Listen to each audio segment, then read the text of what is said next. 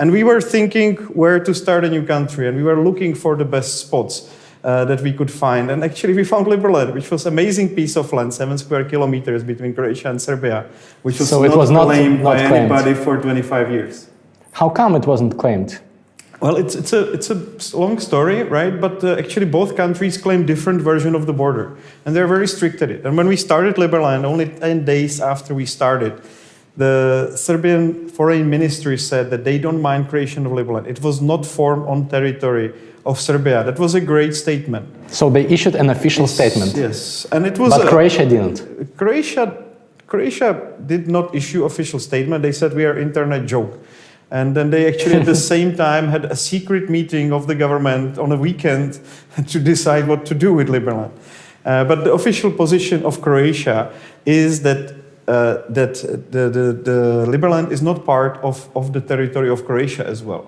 They are trying to push it to Serbia, but it's very hard from the international perspective. And there is this international study by Chicago Journal of International Law, which you can read, which actually describes the whole history of this territory of Liberland in detail.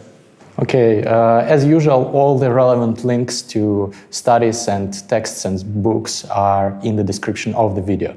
Excellent. So, Croatia does not claim this territory, but it creates some obstacles. It creates obstacles for us, but on the other hand, these obstacles in this early stage of development of Liberland are actually quite helpful. Like just the fact that they are protecting our borders from all the sides right now it's quite helpful. The cost of protection of the territory, that if we had to pay for it, would be pretty big. And we are in this stage, in this kind of a early baby step stage where we are forming our institutions, finalizing our constitution, building up the system of Liberland police, for example. And I think that's very exciting to see the development of decentralized police system for Liberland. Everything is decentralized. Well, it is kind of Uberized, not completely decentralized, but let's say Uberized.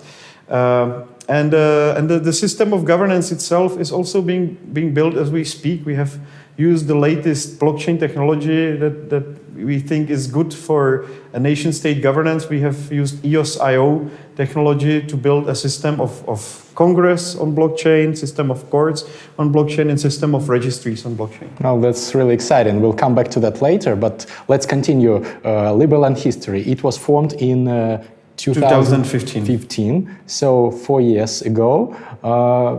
First of all, you claimed this terra nullius, no one's land. You claimed it under international law, as far as I understand. A person can claim no one's land, and the first one who does it obtains the rights to that land, right? Well, it is, of course, but you have to have a means to actually really take over, and this is what we are, in terms of control, and this is what we are building up right now. International law is actually law of jungle in many ways, right?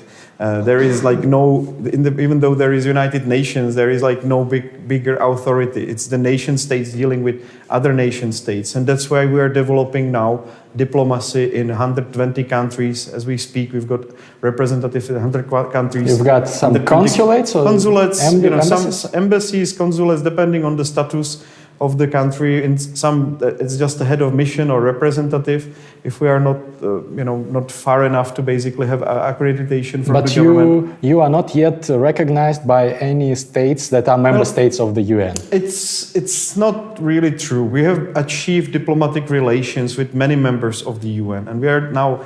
But it's a different thing, right? Diplomatic relation and recognition. It's not that different thing. The recognition itself has multiple stages. Okay. And for example, just the fact that Serbia stated that they don't mind creation of Liberland because it was not formed on territory of Serbia is a form of recognition. And of course, like the official recognition, the de jure recognition, the paper that is we recognize Liberland as a sovereign country is the last step of that. But before that, we have to go actually through all these stages. And I'm very happy that we've got diplomatic relations with now 6-7 member countries of the UN.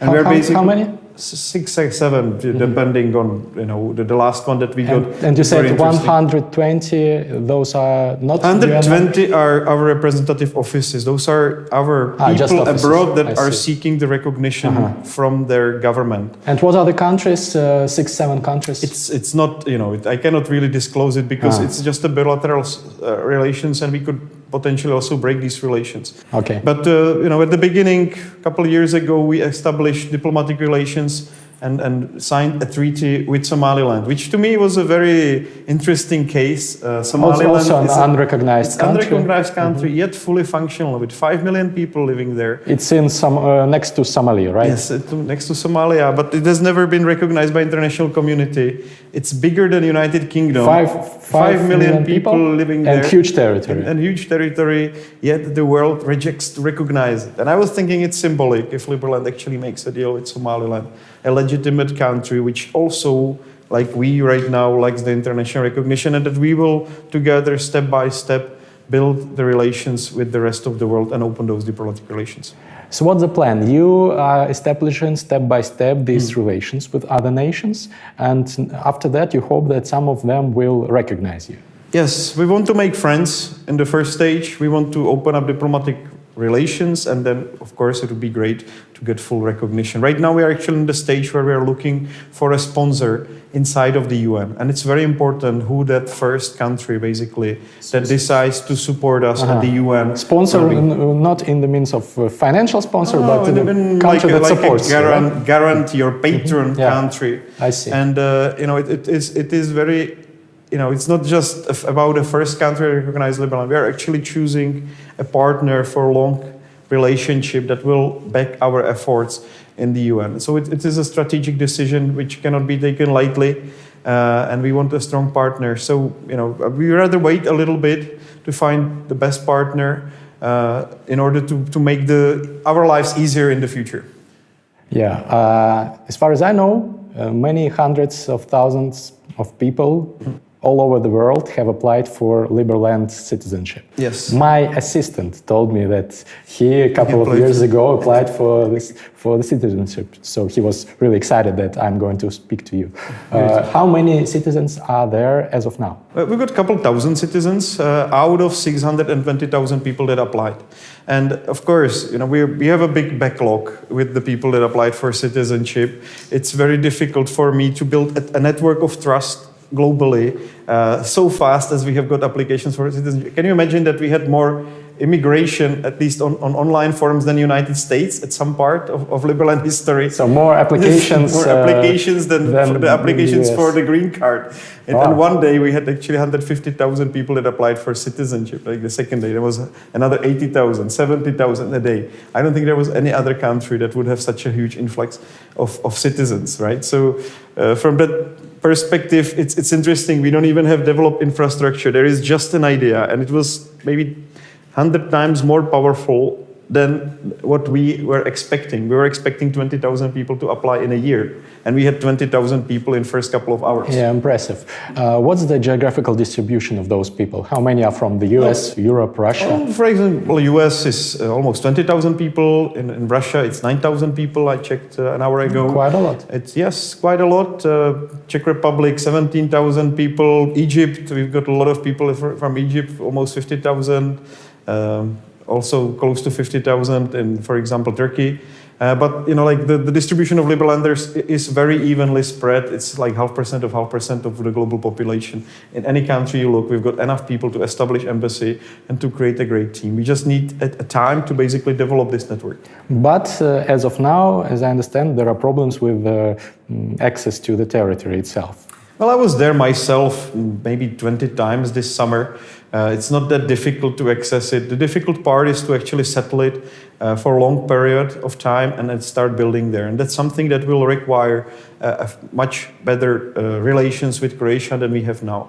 And of course, one of the ways is that some of the favorable politicians like Ivan Pernar, who is the leader of opposition and also he is holder of Liberland diplomatic passport, he will become member of the government, or the current government will be much more open. And I hope that that it will be a combination of both, that we will make good friends with the existing government, and maybe, Ivan Pernar, for example, our big supporter in Croatia, will also become part of the establishment, and we will have some big breakthrough over the years. But, this is actually let's say now the difficult part about establishing Liberland. But what we are doing is that we are building around it. Yesterday, or 2 days ago actually, I was in Serbia, signed a deal with Serbian government about free trade zone. Only 8 kilometers away from Liberland, there is a free trade zone where you can import goods from, for example, from Russia without any problem, repackage them or remanufacture them and send them everywhere around the world. And you don't pay any taxes. You don't even pay VAT tax, which is pretty cool. That's one of the big projects that... And you signed a treaty with Serbia as the president? Yes, there is a group now inside of the free trade zone, which is a Liberland group, which will represent Liberland as a state inside of the Serbian jurisdiction. So it's a very nice form of support from Serbia that that they got engaged in this way and they gave us this opportunity. Yeah, I see. So what's your estimation? How many years will it take to obtain recognition globally, to start building infrastructure inside Liberland? Well, when I asked that question, the people that support us at the Foreign Ministry of Serbia, they told me it will be 15 to 18 years. And I think we can do much better. I think we can do it in 10. So let's see, how the things develop. Right now we're at this kind of a next stage development because the blockchain governance, I think, will enormously boost Liberland's first credibility and also transparency in order to really attract some bigger players. And the fact that we get things going, and I hope that it will also be early next year, will simply put us to another level. And I hope that from that level, things will go exponential.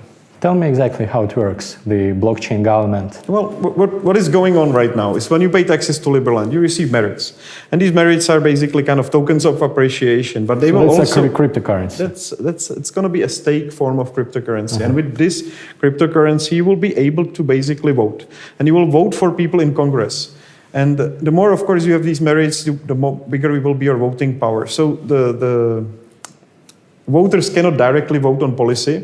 They will be able to directly vote on people to represent them in the Congress. And I think it's good, like the direct democracy where we would give people direct option to decide about things. Like ancient Greece. It's too much noise. Yeah. So the Republican approach and the traditional Congress is important. But on the other hand, we give citizens, each citizen having one vote, a possibility to veto the decisions by Congress, which I think is also important. Any citizen can veto? Yes, because if there is enough citizens that propose to start a veto, so not one person, the threshold will be probably 5%, there will be a referendum on some decision that the government has made.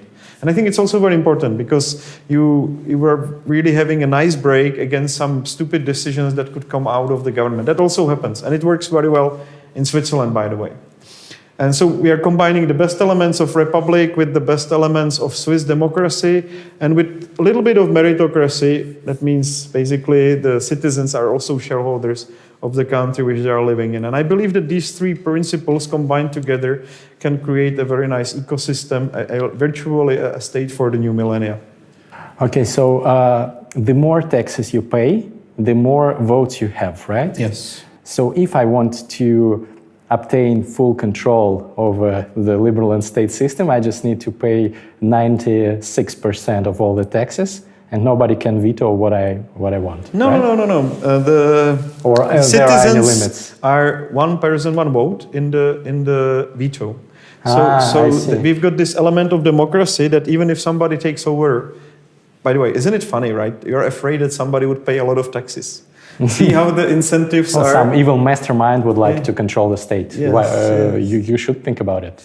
Yes, we have actually a good system of control, but this person, he should have a great say. If he paid more taxes than anybody else in the society, why would you prevent him from having a big say about? And I think it's a big problem that we're facing in the society today, right?